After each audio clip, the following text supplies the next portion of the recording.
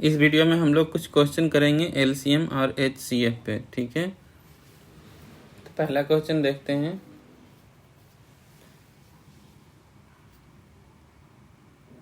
X square minus 8x plus 15। दूसरा है x square minus 5x plus 6। दोनों का पूछ रहा है एलसीएम कितना होगा। तो हमारे पास कितने दो इक्वेशन है, x square minus 8x plus 15, ठीक है। तो इसको हम लोग फ्रैक्शन में तोड़ देंगे, इसका फ्रैक्शन निकाल लेंगे पहले, ठीक है, एलसीएम निकालने के लिए। तो इसको क्या करते हैं, जो लास्ट में है 15, इसको 3 और 5 में तोड़ेंगे, क्योंकि ये दोनों को अगर जोड़ोगे तो कितना आएगा, 3 + 5 ये 8 आ जाएगा, ठीक है।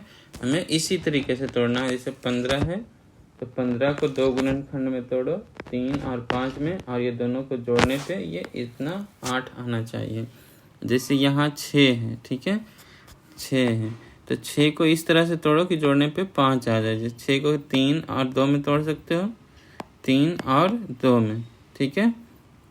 तो 3 और प्लस 2 कितना आएगा, 5, ये 5 आ जाएगा। तो इसमें देखते हैं पहले इक्वेशन में ही, x square minus 5x minus 3x plus 15।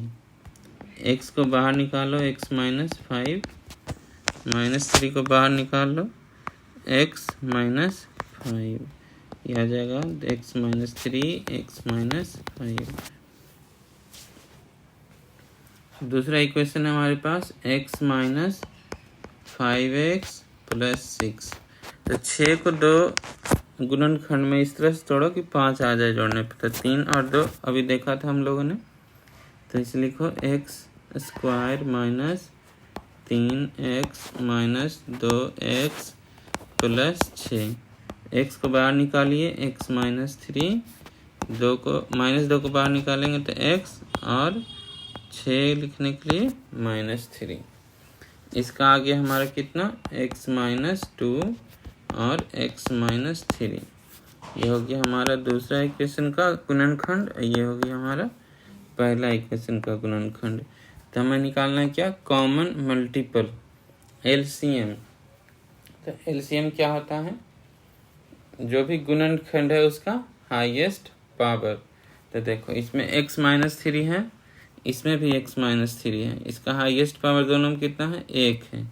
तो हम क्या लिख लेंगे, x माइनस 3 लिख लेंगे। अब आगे देखिए, ये x माइनस 5 है, इसमें नहीं है x माइनस 5, तो बस x माइनस 5 लिख देंगे, क्योंकि हमें हाईएस्ट पावर लिखना है उसका।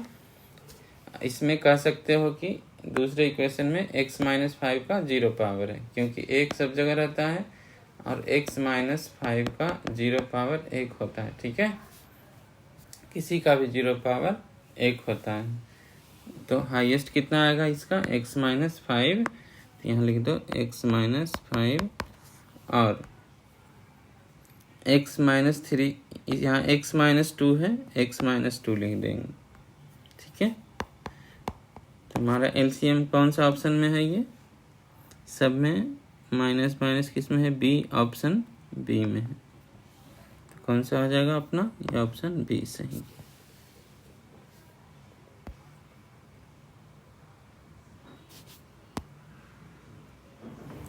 दूसरा क्वेश्चन देखिए, 3 मीटर 15 सेंटीमीटर, 5 मीटर और 6 मीटर 85 सेंटीमीटर की लंबाई को पूर्णतः मापने के लिए उपयोग की जा सकने वाली बड़ी से बड़ी संभव लंबाई ज्ञात कीजिए। बड़ी से बड़ी यानी क्या निकालना है, हाईएस्ट कॉमन फैक्टर, ठीक है। हमें निकालना क्या है, highest common factor, HCF। HCF क्या होता है, वह बड़ा से बड़ा गुणनखंड जो सभी मौजूद है। जैसे यहाँ पे दिया हुआ आपका 3 मीटर 15 सेंटीमीटर, 1 मीटर में कितना होता है, 100 सेंटीमीटर होता है। तो 3 मीटर में क्या हो जाएगा, 300, और 15 वो 315 सेंटीमीटर, ठीक है। दूसरा है 5 मीटर यानी 500 सेंटीमीटर। तीसरा है 685 सेंटीमीटर। तो इसमें हाईएस्ट कॉमन फैक्टर निकालने हैं, वह फैक्टर जो सब में कॉमन हो। ठीक है, तो इसमें आप देख सकते हो कि 5, यहाँ भी 5 है और यहाँ भी 5 है, यहाँ 0 है, तो ये 10 भी जो हमारा क्या होता है 5 से डिवाइड होता है, यानी सब में 5 कॉमन है, इसमें भी, इसमें भी, इसमें भी। ठीक है, तो इसका HCF में 5 तो आएगा ही। ठीक है, अब ऑप्शन में देखो किसमें 5 है, 11 में 5 नहीं है। ठीक है, 7 में भी 5 नहीं है, 9 में भी 5 नहीं है, ये डी, ऑप्शन डी में 5 है, तो ये ऑप्शन डी ही होगा आंसर। ठीक है, अगर बनाना है तो मैं आपको बना के दिखा देता हूँ। 315 को आप लिख सकते हो 5 गुना 6 × 30 63, यानी 5 गुना 7 गुना 3 का स्क्वायर 9। 500 के आप लिख सकते हो 5 गुना 100, यानी 2 का स्क्वायर गुना 5 का स्क्वायर। 100 को लिख सकते हैं 2 का स्क्वायर गुना 5 का स्क्वायर। 685 को लिख सकते हो 5 गुना 137। ठीक है, अब देखो 137 3 से नहीं कट रहा है। ठीक है, 7 से भी नहीं कट रहा है।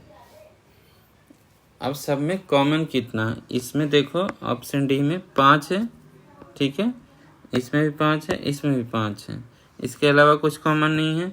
इसमें 7 है तो इसमें 7 नहीं है। ठीक है, इसमें 3 है तो इसमें भी 3 नहीं है, और यहाँ भी 3 नहीं है, यानी हमारा आंसर क्या हो जाएगा, बस 5, ऑप्शन डी।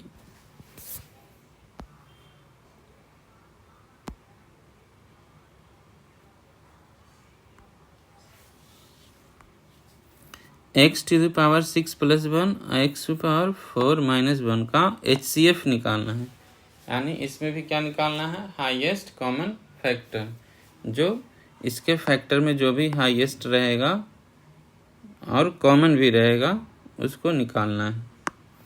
x की पावर 6 को आप फ्रैक्शन में कैसे लिख सकते हो, x टू द पावर 6 + 1, यानी कि इसको लिख सकते हैं x² का होल क्यूब प्लस 1 का whole cube. A cube plus b cube का फॉर्मूला कितना होता है, a cube plus b cube equal to क्या होता है, a plus b A² plus B²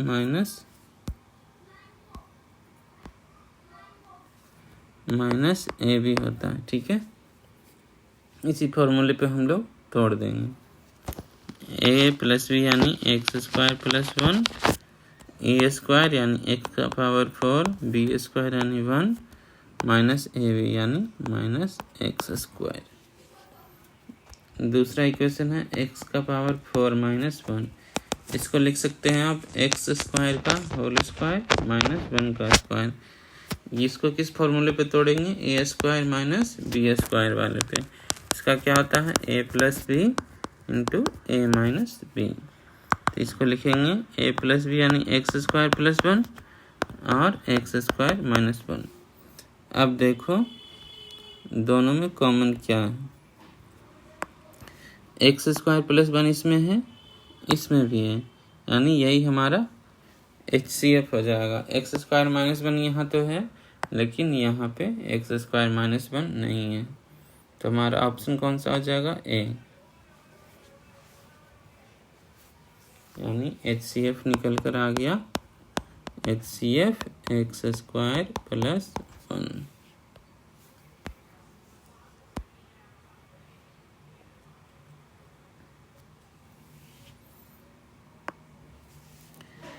चार का पावर 315 - 1 और 4 का पावर 25 - 1 का HCF निकालना है। अगर ऐसा इक्वेशन आ जाए जिसमें इस तरह का पावर दिया हो और -1 हो, ठीक है, तो हमें क्या करना है, पावर का HCF निकालना है, यानी कि इसका 315 का और 25 का। ठीक है, इसका HCF निकालना है, उसके बाद प्रोसेस में आगे बताता हूँ। इसका HCF निकालिए पहले। आप देख ही रहे हैं दोनों में 5 है, ठीक है, यानी ये 5 से डिवाइड होगा, 5 गुना 61 और ये 5 गुना 5। अब HCF क्या होता है, जो दोनों में कॉमन हो, ठीक है, ये 5 है, यहाँ भी 5 है। उसके बाद क्या है, ये 61 है, यहाँ 61 है ही नहीं, यानी इसका HCF क्या आएगा, इसका HCF आ जाएगा 5। अब ये जो HCF आया है उसको हम लोग लिख देंगे 4 का पावर, जो भी HCF आया है, HCF इसका पावर का 315 और 25 का -1, वही हमारा ये दोनों का जो है HCF निकल कर आ जाएगा। तो कितना आया है दोनों का HCF, 4 का पावर 315 और 25 का HCF 5 -1। 4 का पावर 5 कितना होता है,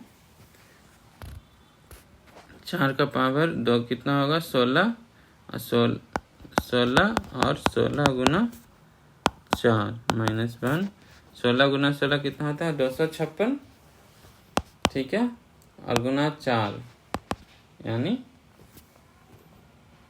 256 गुना 4 यानी 1024 -1 यानी 1023। Option number D. तो ऐसे ही मज़ेदार क्वेश्चन बनाने के लिए और सीखने के लिए हमारे चैनल को सब्सक्राइब कर लीजिए, ठीक है। मैंने सारा थ्योरी पढ़ा रखा है, अगर आपको समझ में नहीं आया होगा तो आप थ्योरी जाकर देख सकते हैं प्रीवियस वीडियो में।